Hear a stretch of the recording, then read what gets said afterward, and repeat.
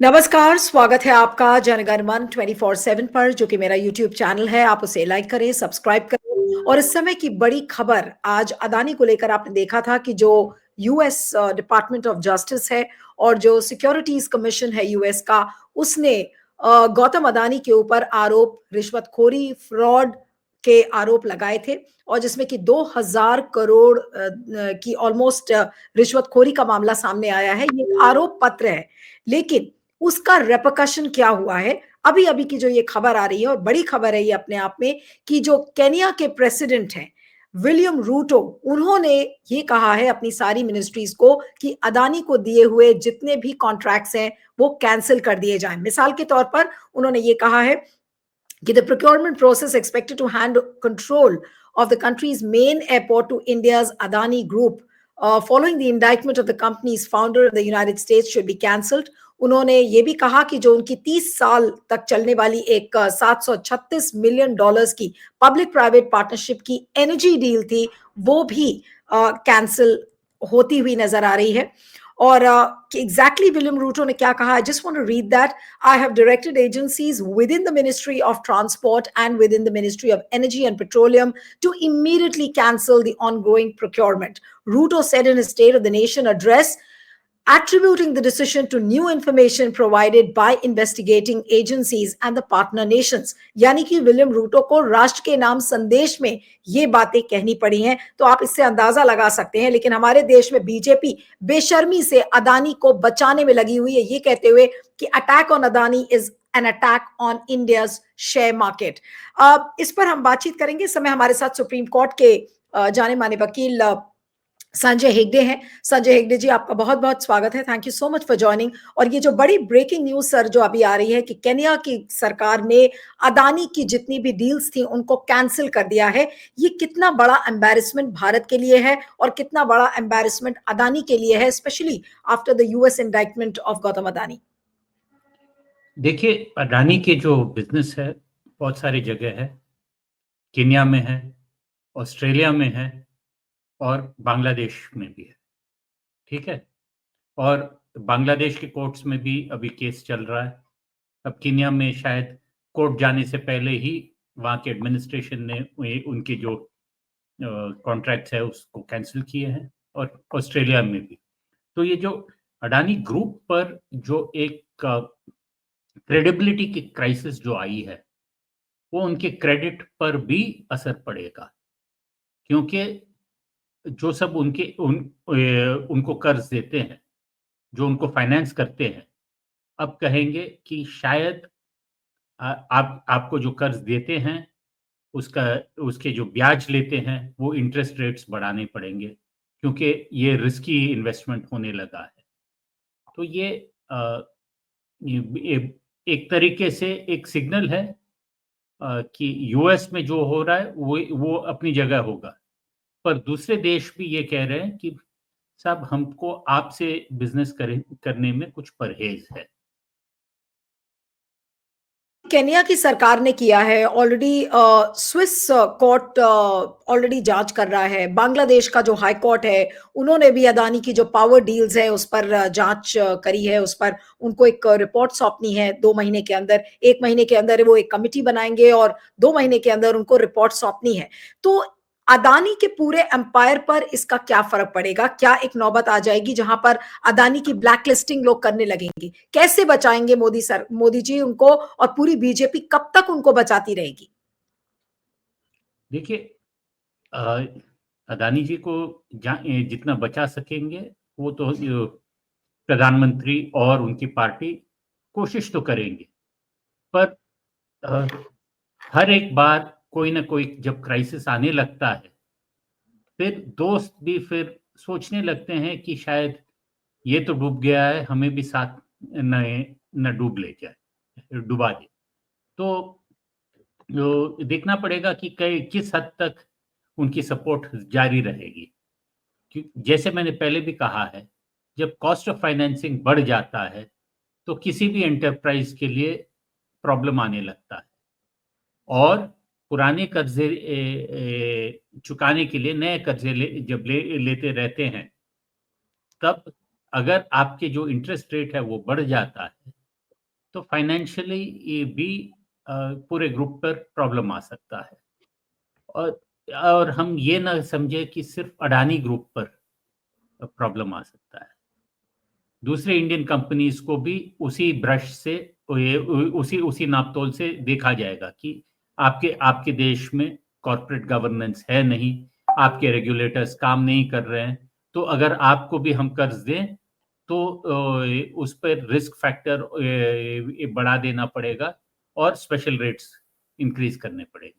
तो अब देश को एक फैसला लेना पड़ेगा कि क्या हम सिर्फ अडानी के लिए देश चला रहे हैं या अडानी कंपनीज के लिए देश चला रहे हैं? क्या हम ऐसे मान रहे हैं जैसे पुराने जमाने में यूएस में क्या कहा करते थे, what is good for general Motors is good for the US. तो क्या हम वैसे आइडेंटिफाई करेंगे या हम ये कहेंगे सब ये एक कंपनी है, वो जो करता है उस पर हम निगरानी रखेंगे, उस पर हम रेगुलेट करेंगे, पर दूसरे कंपनियों पर ये दबाव नहीं आना चाहिए।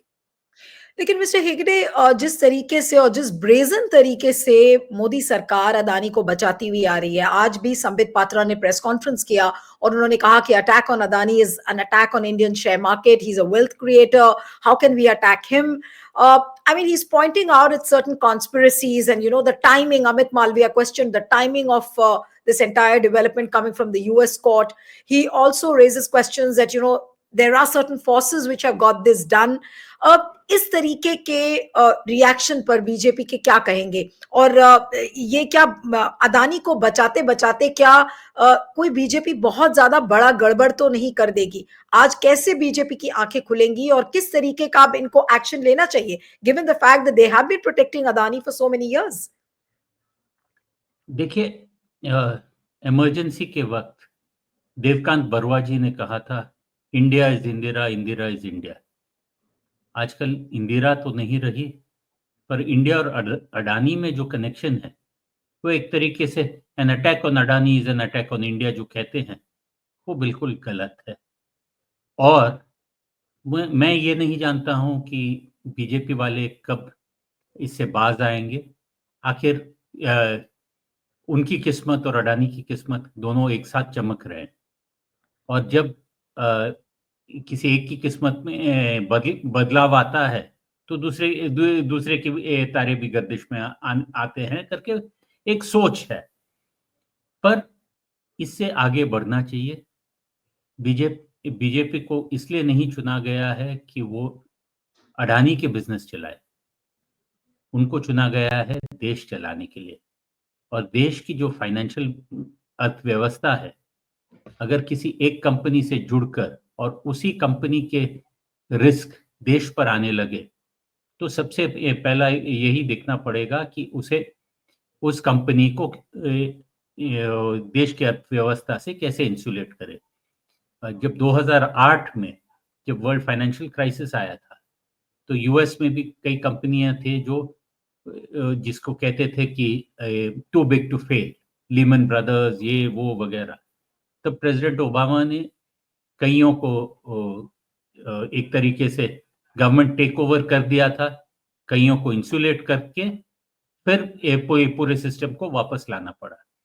शायद इस खतरे में ही देश के लिए मौका भी है, ये बताने के लिए पूरे देश जगत को कि साहब एक आध कंपनी अगर कुछ आगे पीछे कर रहे हैं, फिर भी हमारे जो रेगुलेटरी सिस्टम है, हमारा जो रूल ऑफ लॉ है, वो बिल्कुल दुरुस्त है और बिल्कुल काम कर रहा है।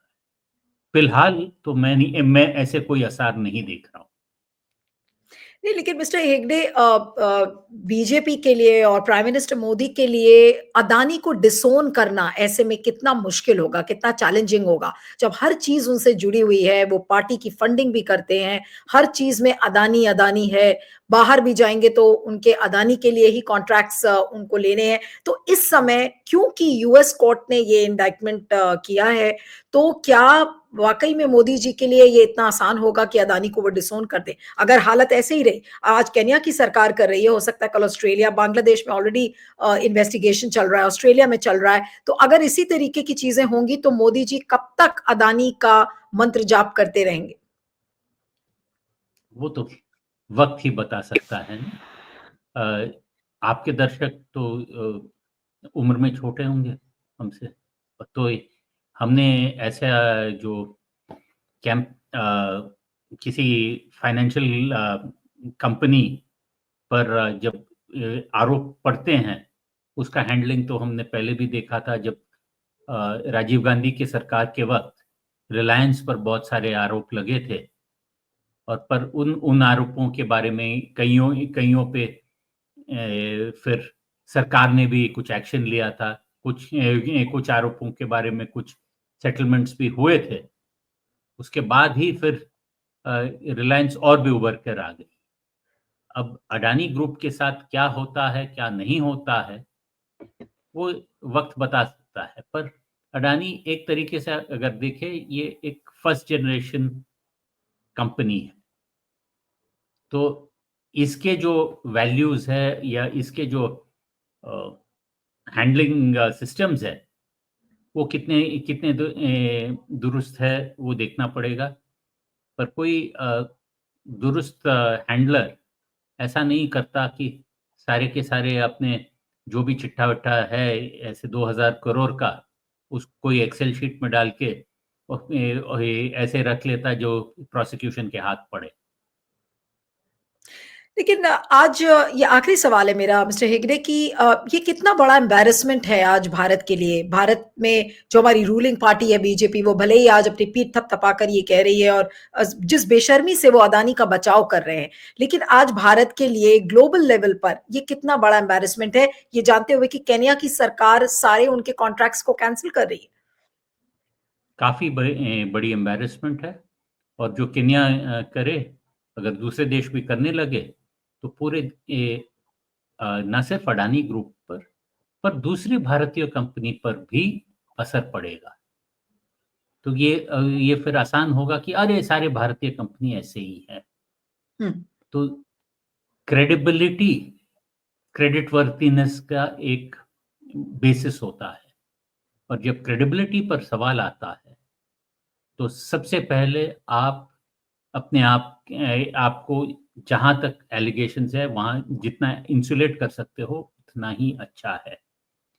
ये कहना कि पार्टी की ओर से कि भाई अडानी इंडिया है, वो सरासर गलत है और देश के लिए खतरे से खाली नहीं है। चलिए, thank you so much mister Hegde for joining. Thank you very much sir. Thank you.